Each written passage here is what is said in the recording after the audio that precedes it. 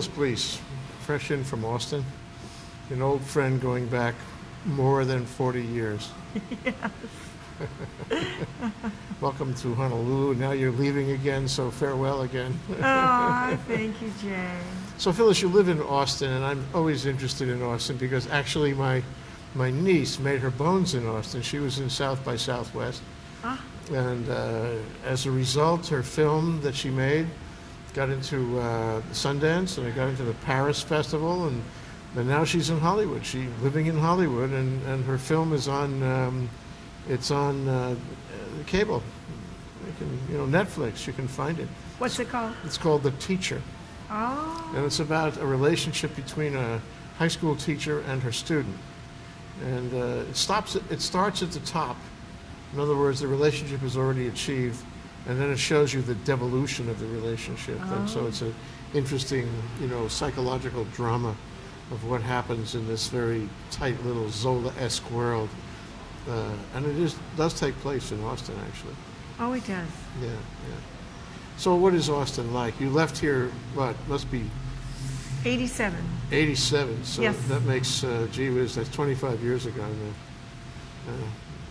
Well, South by Southwest started the year that I moved there, 1987. Oh, interesting. Must have been something to do with your arrival. Oh, yeah.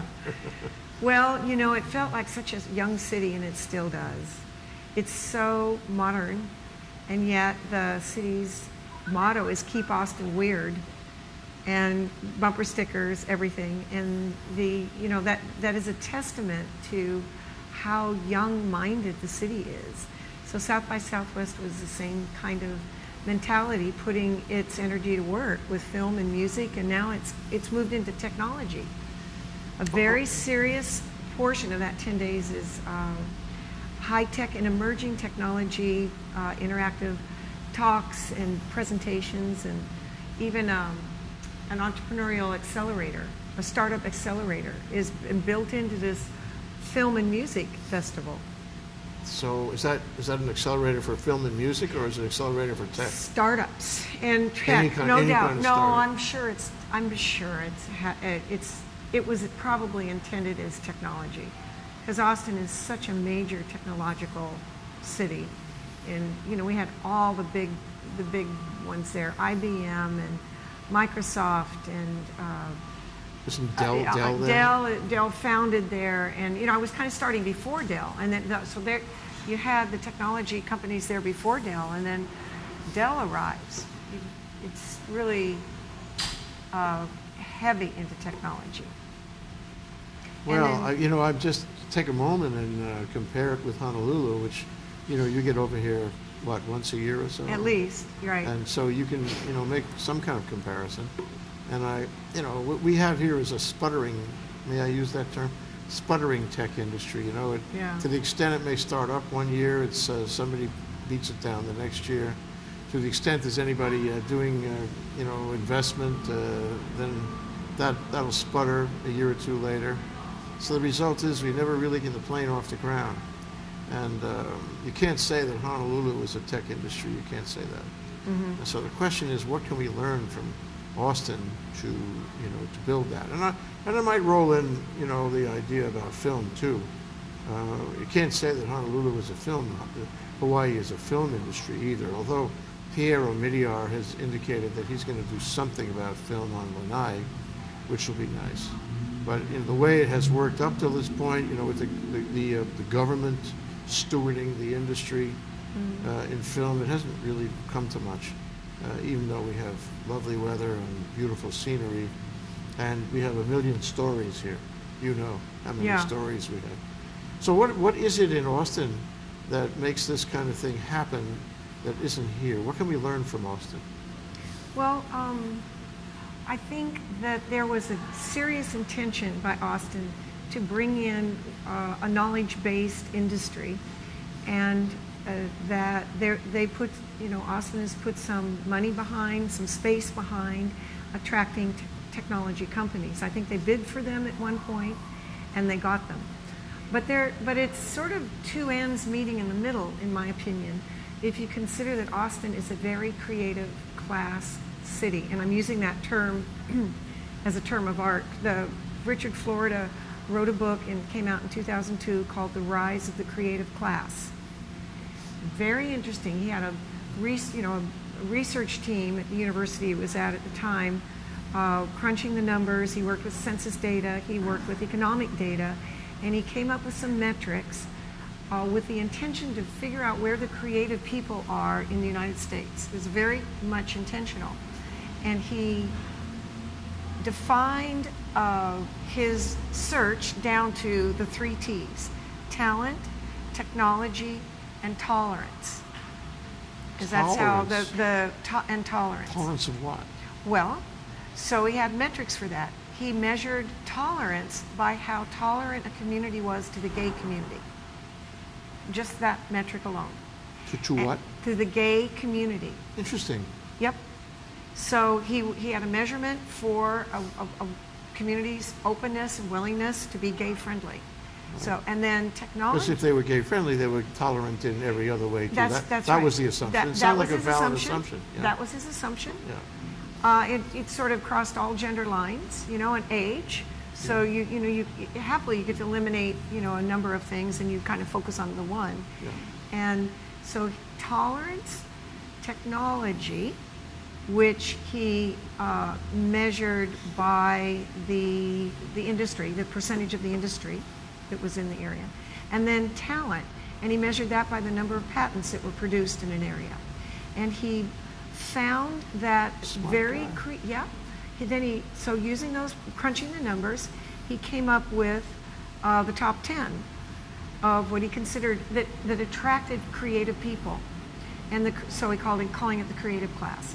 And his observation was that up until the last 20 years, people usually went to a city because of the job or family, but those as a primary draws, but not on the basis of where they could express their personal creativity. And with the advent of the internet, you could live anywhere you want. You are no longer confined to bricks and mortar, and you could keep up with your family easily through travel or Skype or whatever. So people were choosing where they wanted to live because of the tribe that they felt that they were part of, and where they could express their creativity. They weren't bound by the old reasons for being where you live. And he watched where they went, and they went to the cities that were high in tolerance, that therefore attracted the technology companies, that therefore attracted talented people, or talented people went to those high tolerance cities. It's a relationship between the three. They all feed each other. Yeah, they all feed each other, and then they grew where they were planted, where they chose to be planted, and then they make it work. We have a very large bootstrap community in Austin. But getting back to Richard Florida's work to just round out the principle, because I was very interested in it because I was passionate about creativity. And I flew from Austin to St. Paul, Minnesota to go to the first National Association of Creativity meetings. And I was the only one there, and I wanted to bring it back to Austin. And that's when I got very interested in where are the creative people, and I got Richard Florida's book. Boston, and it was Route 128 Technology Corridor in Boston. Mm-hmm. You've got Silicon Valley. Mm-hmm. You've got the suburbs of Seattle and Austin. And then you've got that triangle, that creative triangle in North Carolina. Those were in the top 5 of the creative class cities when you crunch the number where the creative people are. And I went, well, Austin's right there. So all I have to do is just put up my shingle and say, let's start a chapter of the American Creativity Association, and they will come. You build it, they will come. Well, but very much tied in with that, you're interested in what can be learned from Austin in the sense of Honolulu benefiting from it. Well, so much can be learned from it. In fact, the technology, and more than technology even, creativity, the lifestyle of creativity is the new post-industrial era trend. And it's a clean industry. So creative industries and heavy knowledge-based industries don't cost a community anything, hardly at all. No bricks and mortar, and heavily knowledge-based can create the most energetic and sustainably prosperous kind of industries that attracts employment and well-being for the people in it right here in Hawaii. You don't need the real estate to support it. And Austin liked that very well. Austin likes to stay small, think big but be small, Mm-hmm. think creative but be small, Mm-hmm. and they only wanted clean industries. And Honolulu, like Austin, is a capital and is a university-based city. So anytime you've got the capital and the university, you're attracting a kind of heavy knowledge-based population. And so here we are in the middle of it in Honolulu, and throughout the state it's so small. What are we going to do with these heavily knowledge-rich individuals to make it very fruitful for them to get jobs here, stay here, and not go to the mainland or elsewhere? So my son's in technology, and we talked about whether we would come back here full-time. He says, Mom, there aren't technology jobs for me right now. He's working at SpaceX with Elon Musk, 42-year technology guru, put us in Mars in 10 years. But he said there isn't, but there could be. What Austin has is talent, technology, and tolerance. Honolulu, my God, tolerance? We should be the arch capital of tolerance, given our east-west and every direction intermingling. We have that down. Yeah. And we could, that would be a calling card. Technology is easy to bring in. You get the talent. And we could bring that in and create, this city could be very intentional. Talk about South by Southwest. You could be South by Southwest X Games. You're more south and more west than Austin. We are, not you, just we. This is my son was born here. I mean, I went to law school here. This is, my home. This is where I grew up. We have South by Southwest squared. And it's very translatable. So in the execution part, I mean, in terms of knowing what you need, yes. in terms of having the resources that you need to make a parallel play, to Austin, I agree with that. Question though is what's the methodology that surfaced to make Austin what it is? In other words, who was the leadership? What were the vectors in the community that pushed and pulled it in that direction? And can that be duplicated? What I know about Austin, I'm not an expert. I'm working globally and some locally in education. So I haven't crunched the numbers or done the demographics on this question. But what I know is that anybody who went to University of Texas at Austin for any length of time wanted to stay there. So our city has grown. When I moved there were 500,000 people. There's about a little over 800,000 really? now. Right. Wow. Small. Actually, very smaller than Honolulu. It was 1 million. It was 1 million when I left Honolulu full time to live there full time. It was 500,000. Yeah. So it was just great. The quality of life was great. The cost of living was great. Yeah. But what I learned is almost everybody I met had been a former UT Austin student, and they'd stayed, including Michael Dell. They went there. It's that keep Austin weird. That is the motto. That's the keep Austin weird. Oh yeah, no, I wasn't kidding. I should have come if I'd known. More. There's keep Austin weird T-shirts and cups and banners, and that is a throwback to hippies. I just love that. Oh, that's exactly that's the city motto. I tell you why I love it, because it's distinctive, Yeah. and it allows it. Talk about tolerance. You can be weird and live in Austin. In fact, we like weird. Absolutely, absolutely. I would say Austin takes its weirdness with a lighter touch than Honolulu. And Honolulu, I think, has a sense that it is as sophisticated and as professional and as classy as the rest of the union, right? So it's a little harder, I think, to laugh at yourself about your mistakes. Although we talk story, and you know, you should have heard Mayor Billy on at the law school anniversary Friday night. He was our DJ, and the mayor was talking Pidgin the whole night. It was fun. I mean, we really did laugh at ourselves. People would have loved to have seen the lawyers singing and dancing and entertaining each other, you know, the whole evening. It was we were a lot of fun. But that, I would say, when I first moved here, I was 17 or 18, and I went to work the NCO Club at Fort DeRussy.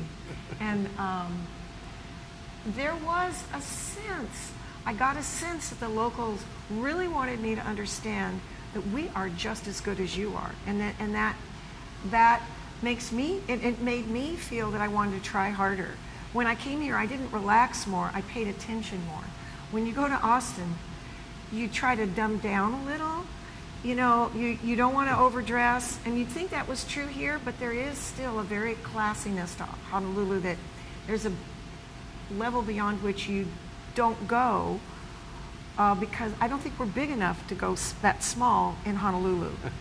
Austin could be really, you know, it had a lot of space, but it's a religion not to get very tied up with your ego or appearances.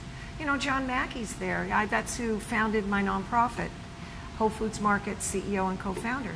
John regularly goes to work in khakis and never, you know, he can clean up good, but there is, everyone is equal in Austin, and if you are anything less looking than equal, you really work at it, like the Millionaire Next Door book thinking.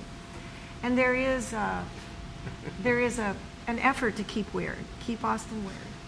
And that mentality, a sense of relaxation about ego, it has power to attract the creative class. Now, we're not a Houston, we're not a Dallas, you know, and we're not... Distinguishes you from all other places. It does. There's a tremendous sense of play. Yeah. And almost where Austin is fierce is to keep weird, you know, come up with a creative idea, have a different mailbox, have different kind of groups come to sing. It sees itself as the live music capital of the world.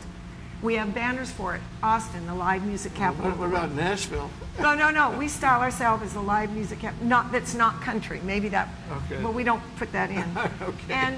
And so we are. So South by Southwest has 10 days. 9 of it is films. 6 or 7 of it is and avant-garde films. You know, indie films. They invented indie films in Austin. And then you've got the music, the live music capital, and everybody pitches a new song and a new sound in Austin, Texas on 6th Street. And then now technology is pushing up its roots strongly. And I think it started with the people also not wanting to leave Austin, so they had to, you know, pay for themselves, and they came up with an idea, and the idea turned into technology. So, but I think a lot of people make Austin work because they had to figure out a way not to leave. They had to figure out a way, not because they like it so much. But they wanted to do whatever it took to stay self-invented. So you have a tremendous number of bootstrappers. Well, I'm a member of Bootstrap Austin. We're over 5,000 strong. And Bootstrap Austin is an organization of CEOs that have started a company.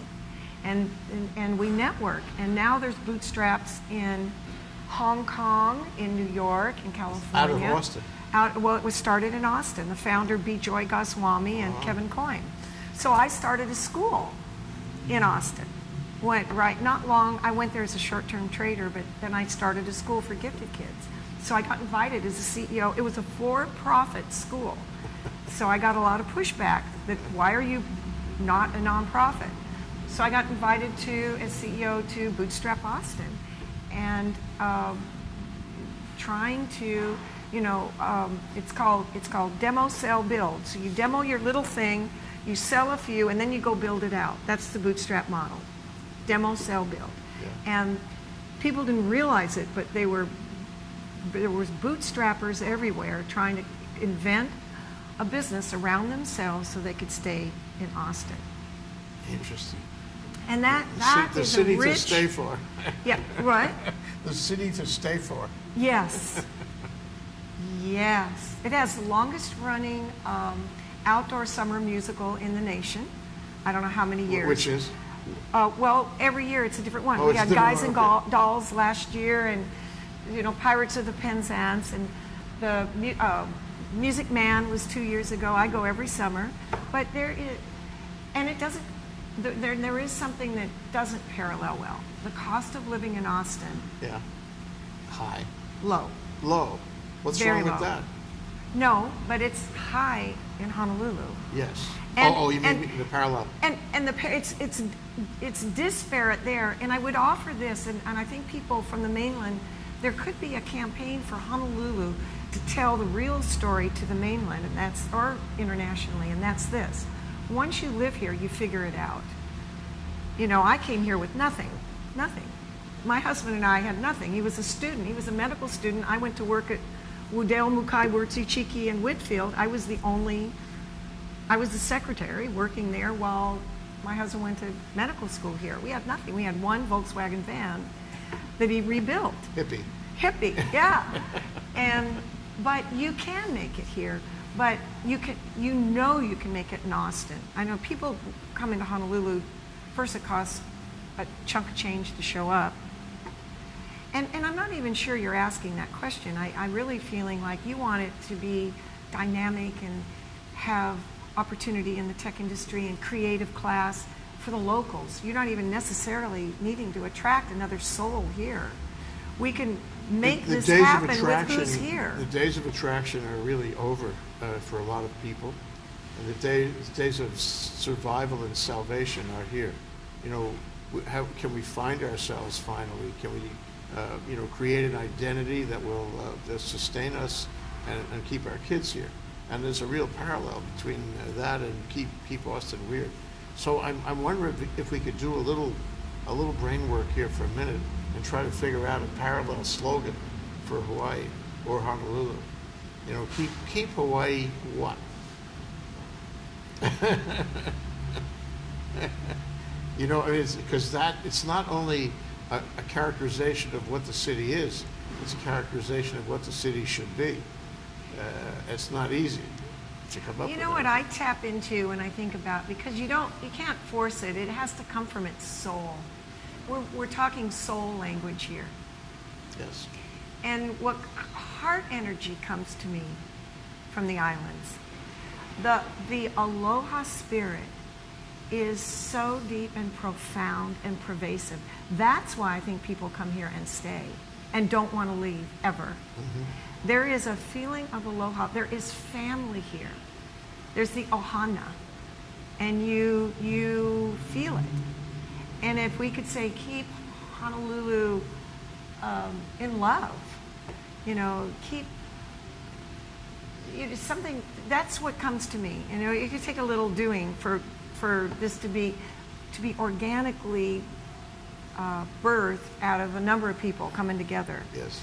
And so that everybody's a stakeholder in because truly, a slogan like "Keep Austin Weird," everybody has to feel at stake in the truth of that.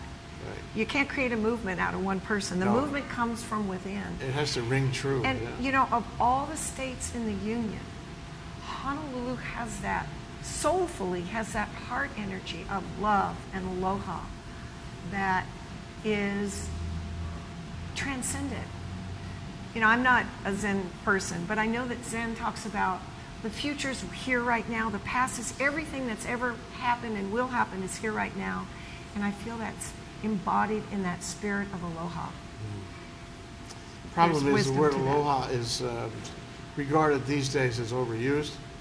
And, if it were not overused, I would say to you, that's perfect. Because that's the one thing that is unique.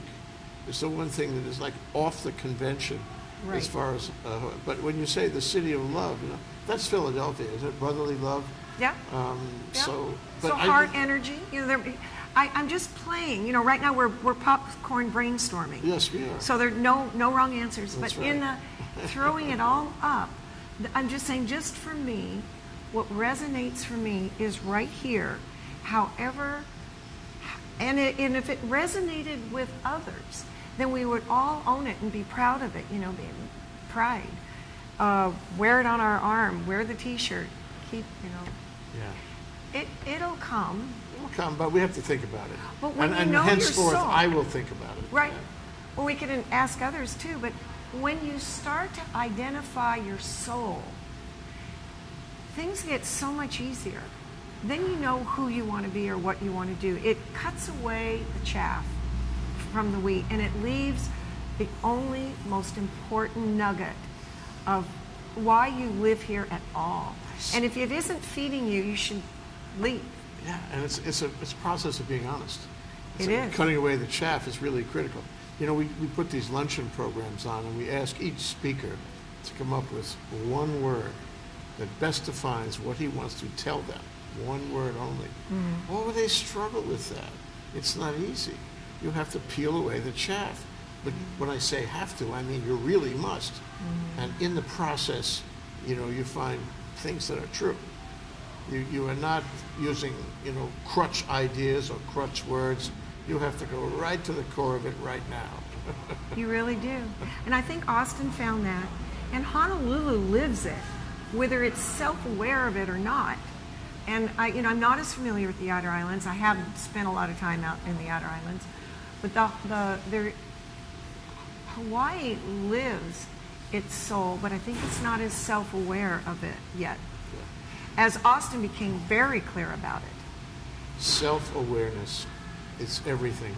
Because otherwise you sort of dissolve in a globality, which could be good and bad. Right. A globality of sameness. Or all things to all people. Or... Yes, and then, you know, you've lost something if you do that. Mm-hmm. You know, it's, in the end of the day, it's all local.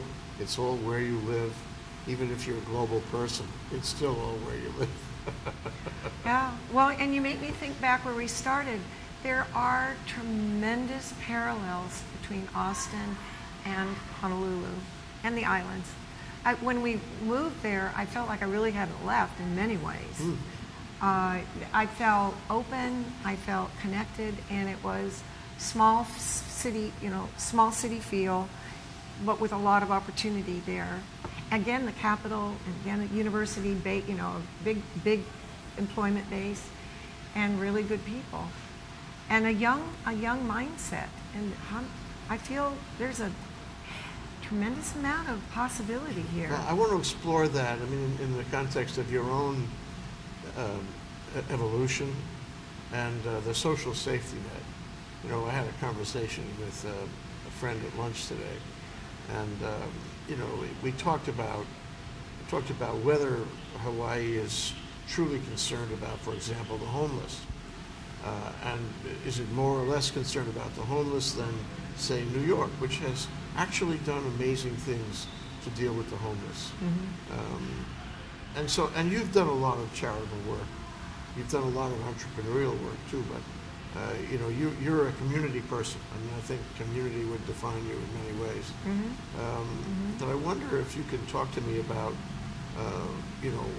Austin versus, and your Austin Mm-hmm. versus Honolulu as a place where people are looking for the greater good, where they are taking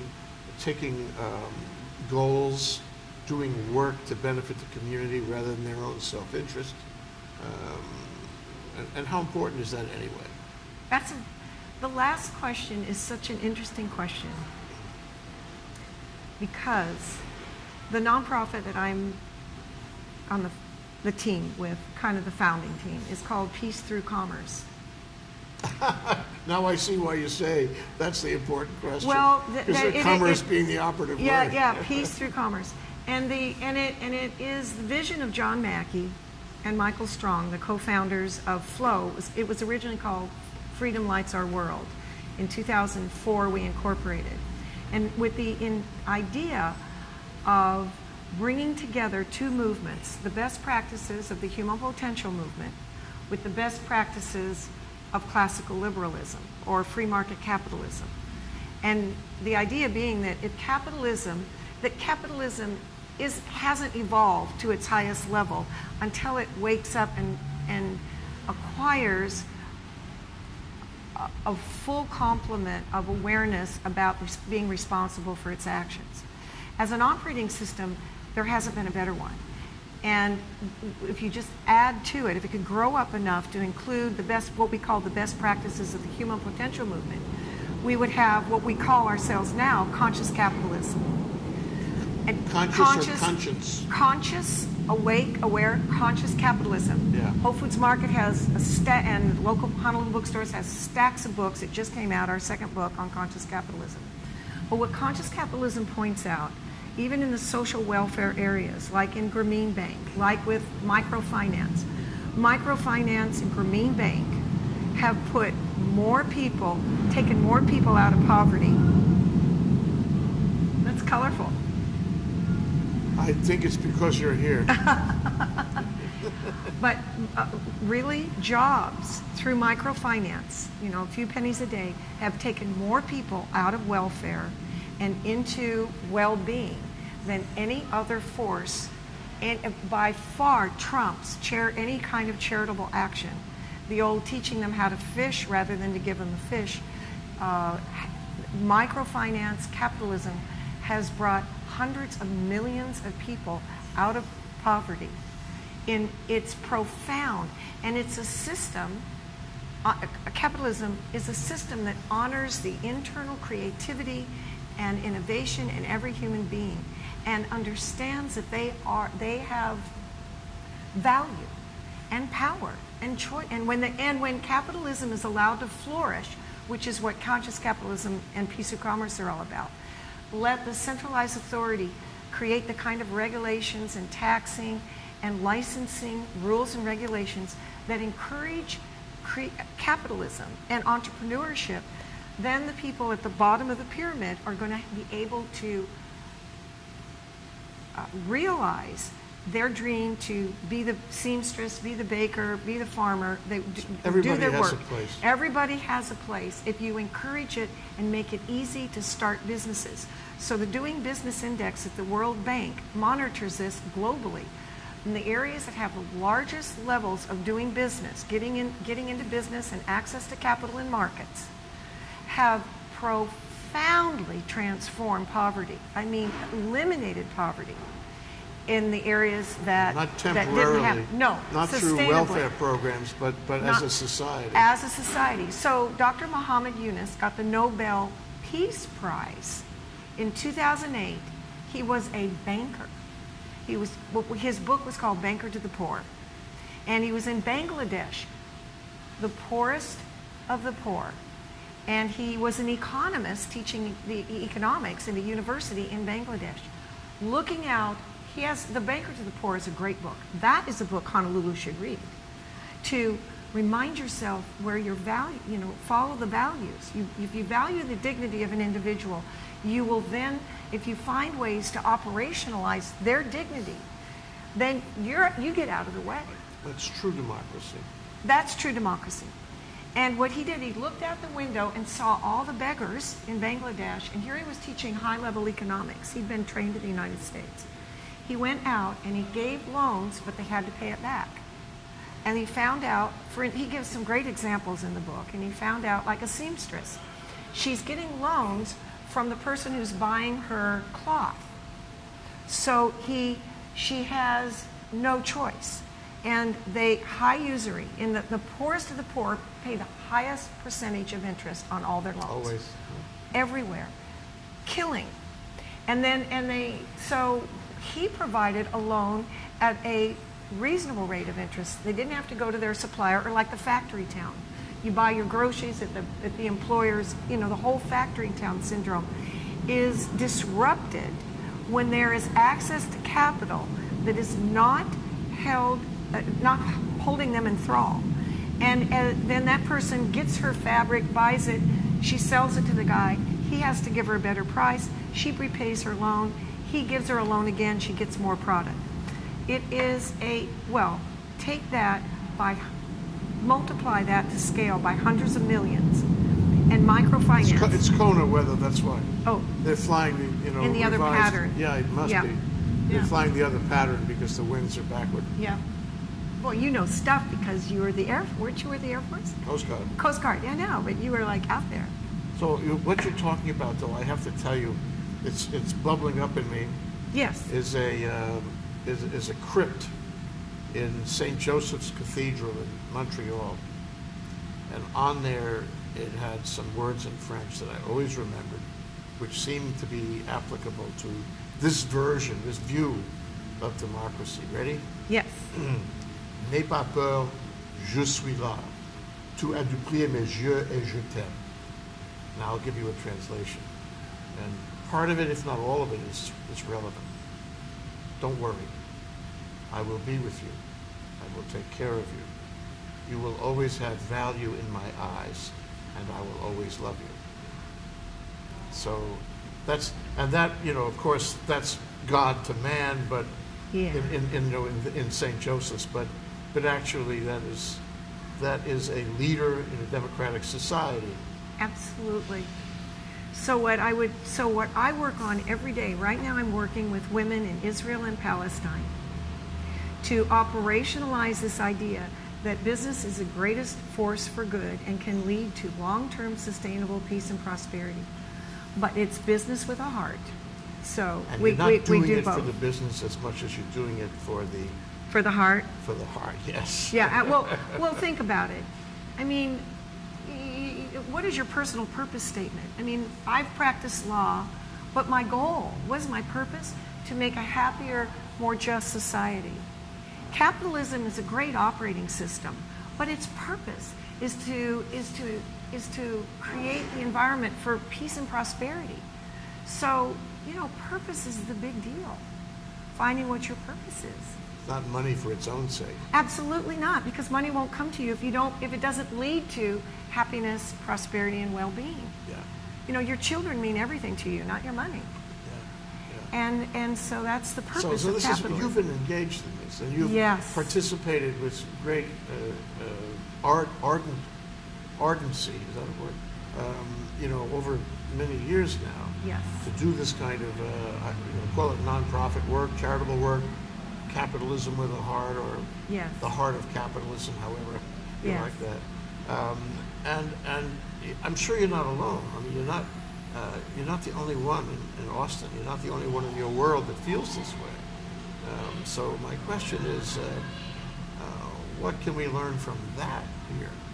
Because sometimes I think we have, you know, everybody says the land of aloha, whatnot, but there are within quarter mile where we're sitting, Phyllis, there are children in their very early teens wandering the street, and nobody is taking care of them here in the land of aloha. Yeah. It's out of Charles Dickens. Yeah. it is. And you know, if we had a big heart, capitalism or otherwise, we would make sure to take them in, but we don't. Well, I've really looked at this hard. And our team, working with the team that started when John set up the organization, has been working on what is this model, what is this peace-building model, the state-building model that includes capitalism with the best practices of the human potential movement. Because there's something there to be learned. And we've come up with a model called the Matrix of Peace. Okay. And that's what we're calling this thing, this operating system, the Matrix of Peace. And it's a Venn diagram, it's a visual, and the three outside circles of the Venn are consciousness, commerce, and laws. And that these are the three building blocks of a peaceful and prosperous society. We've spent a lot of time, since time immemorial, on marketplace solutions to poverty, and then legal solutions to poverty. That almost toggled back and forth. We're going to force you to, not, put you in jail, or we're going to start, we're going to start businesses, but it's toggled. But we haven't had consciousness, hasn't been accessible to us as a civilization to create the kind of marketplace that provides jobs for all and entry, create the kind of laws that provides access to those capital and markets. Consciousness, and as a race, the human consciousness there's something called spiral dynamics. Very cool. Dr. Don Beck and Dr. Claire Graves have developed an emergent, evolutionary model of human development. That's a mouthful. but every word is really advisedly said. And as a race, we are on a upwardly moving spiral, I believe. Look up spiral dynamics. Might be a little optimistic on some days well, of the it's week. a spiral. You do revisit, but there is a bias. There is an argument that whether it's through spirit or God or goodness, whatever you would call it, that if you believe that there is a force in the world that wants us to be well and to be happy, and every parent who's had a child has felt that. I want the best for you. That's not a forced feeling. That we are finally, as a global civilization, getting to levels of awareness and consciousness that we can manage to create laws that will support a marketplace, that will support the children in this area. And so I would say it starts with a level of self-awareness, a consciousness that feeds into the legal system, that addresses the infrastructure needs that you just talked about. Now this is difficult. You've asked me, Phyllis, what is the answer to peace? That's because it's peace in those, and prosperity. These are very difficult questions. I think they're infrastructure questions. But I do think that we have a way to talk about them with the matrix of peace. If you can assess what level this community is from a legal system standpoint. When I say legal system, there's metrics for that. There's economic freedom. Economic freedom is Heritage Foundation and the Fraser Institute in Canada and in New York. Both have measured the level of economic freedom globally, and they've boiled it down to one's 5 metrics, the other is 12. Rule of law, property rights, sound monetary system, access to capital and markets are the 5 invisible forces that create the most amount of economic freedom for anybody in the world. And they have 142 countries have been measured by it, and those countries in the top 10 of economic freedom, Scandinavian countries are up there. It's social welfare society, not socialistic societies. Yeah. Even high social welfare. Not all that affluent. They're people that have a very there's a broad middle class. Broad middle class. Broad middle class. They care about their brethren. It makes them very nice human beings for most of them, and I admire them. I know one woman who goes to Denmark to capture that every year. Yeah. Spends a month in Denmark just to experience that. Well, Singapore's at the top. We're in the top 10, but we're not in the top 5. Yeah. Because we have barriers. Now, you just mentioned it. We do have barriers to access to capital and markets. Our system is not as well operated right now as the Scandinavian. Singapore, which is not a democracy, is number 1 on the Singapore and Hong Kong toggle as number 1 on the index of economic freedom. But my answer to you is I really believe there is a kind of legal system that would support those who've been left out of the system that you just described.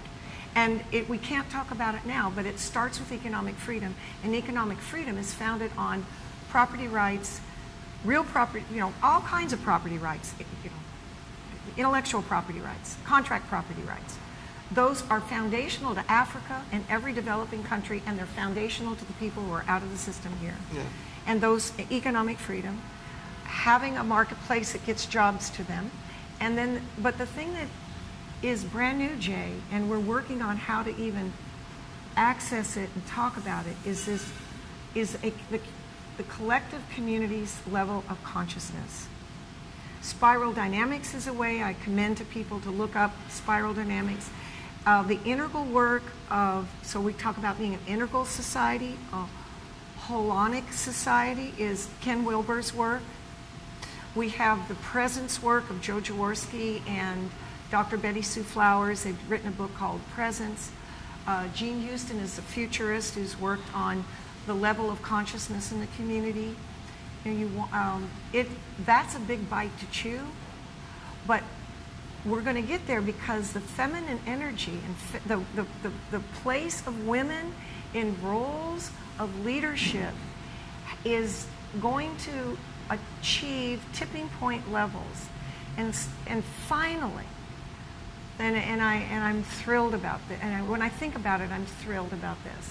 I think it's like they say, if you have a dream, and Jungian or somebody said, if you find a new room in your house to the dream, you have a whole new set of tools to work with, an opportunity. And I feel like women are our new door in the dream of humanity that we haven't opened before. Because never, since history's been recorded, have women been equal decision makers at any table, whether it's boardroom, council, state level, any level, corporate, anything. And women are now being allowed, for a variety of reasons, to show up and take their rightful place, not to displace the men. Men have done a phenomenal job, but they have only, their internal resources has been the male energy systems of, succeed, build the higher mountain. The feminine energy system and priorities have not been at the decision-making tables. And to me, I think in some ways men have almost been abandoned or left alone to have to figure it out. And I think men are going to be very relaxed when they're not trying to have to figure it out for everybody. And women coming in will start to ask some of the questions that will lead to the laws that will address the children and the single parents that you talked about circling where we're sitting right now. When the feminine energy comes in and addresses the kind of laws, and I don't mean heavier laws, I mean laws that open up access, not more of this, not based on fear, but based on love. We don't even know what that'll look like yet. No, and I was going to ask you, peace and prosperity, I think was the term you used, as to the society that, this all hopefully will lead to. Yes. But what exactly is that? Because, if everyone has, it's just a human condition, if everyone has the opportunity to express himself and people don't necessarily agree, then you have contention. I mean, look at all the, look at the newspaper every day. Every day. And you will see, even here in Hawaii, you'll see guys want to do a project. I'll give you an example. Piero Migliar wants to do eBay, and wealthy. He wants to do a dairy farm in Kauai. And yesterday the paper had a big spread about how a whole array, an assortment of opposition had gotten together. I mean, they've consolidated against him, and they're opposing the dairy farm. We haven't had a dairy farm in 30 years. And sustainability calls for that. I mean, and we should have self-reliance. We should do diversified agriculture. We should have a dairy farm. What is wrong with having a dairy farm? What could it possibly hurt a dairy farm? Nothing could be more innocuous than a dairy farm, and yet people are out there opposing it. Now, they're entitled to their view, but this is, in a modern society with the media, tends to neutralize the original idea.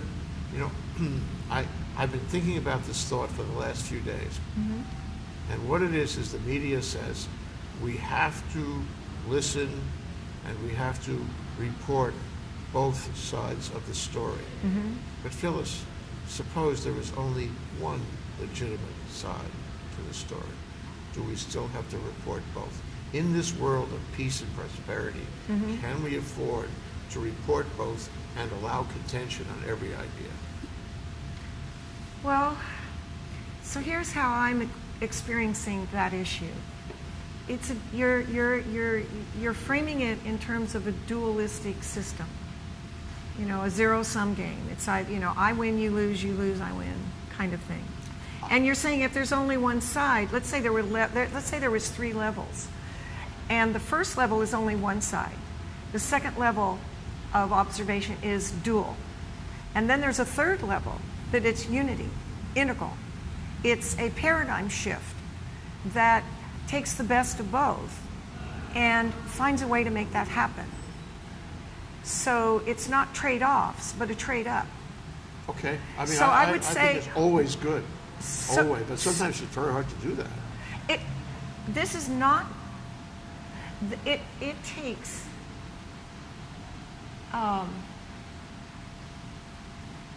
it's a practice. It's almost a practice to try to diffuse the fear that come up. Because what I'm hearing is there's fear there.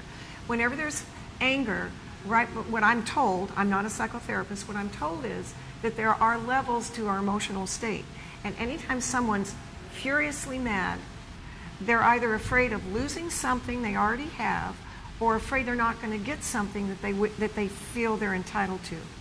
So underneath all that anger is fear, and we're just human. And this isn't easy, but if you had really wise souls in that conversation, and I would add that feminine soul, feminine leaders and wisdom leaders in the conversation would start to diffuse some of the anger, the smoke. What is it about the feminine essence that makes that happen? Well, I'm not disagreeing. No, I understand. Well, and I'm not profiling here. Really, it's not about men and women. It's about the energies. And we were built with both energies. And feminine energy seeks consensus.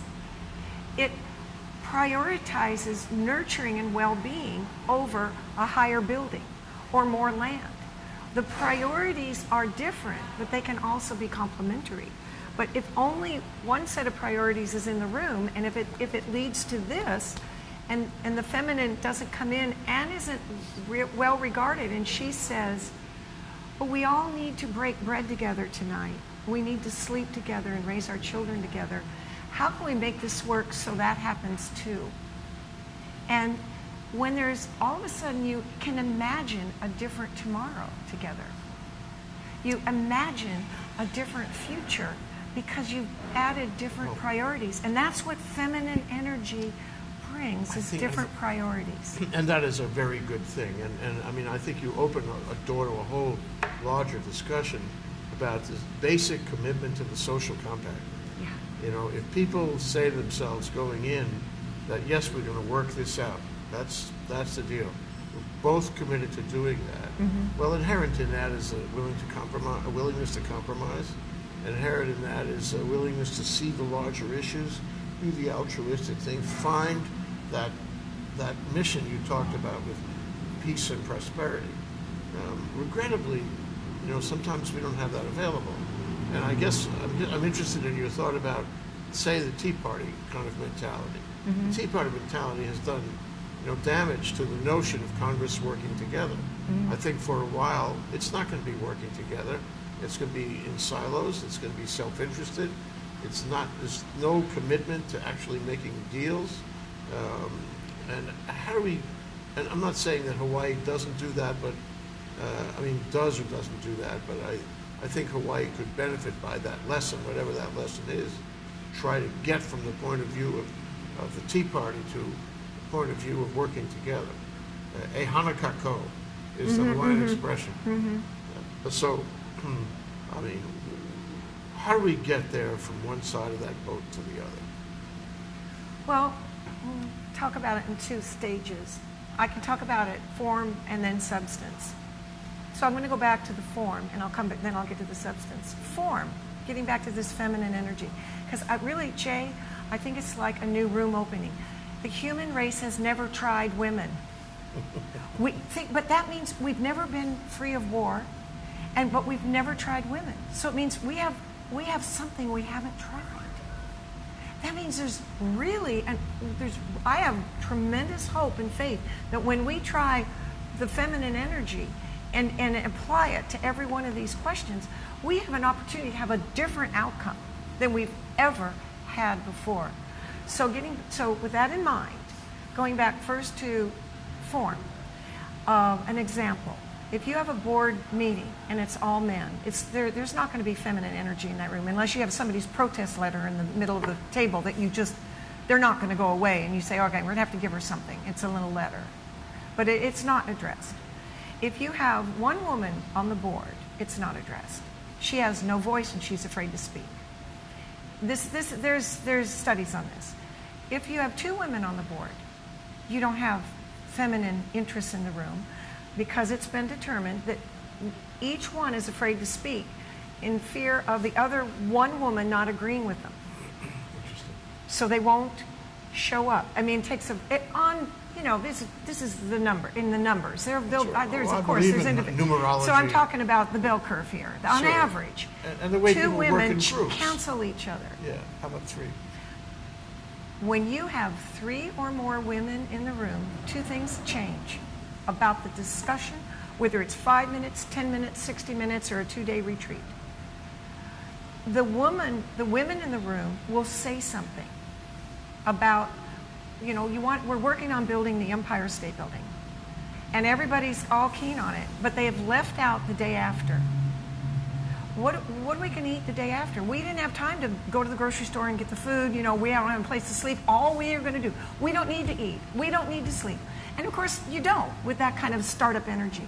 We're just going to build a building. So the woman, if there's 3 or more women, and I'm being very simplistic, one woman will say, should we set aside some of the time, add maybe 2 more weeks instead of tomorrow, and a little bit of budget to food and beds for the day after, for the morning after?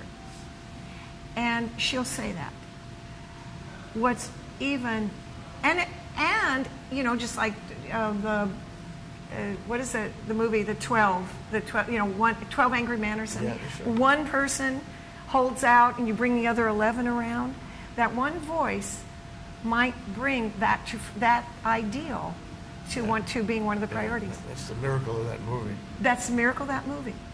But what's even more interesting is when there's 3 or more women in that decision group, the men are safe enough to agree with it or bring up what are considered feminine issues because there's at least 3 or more women in the room. And a man sometimes champions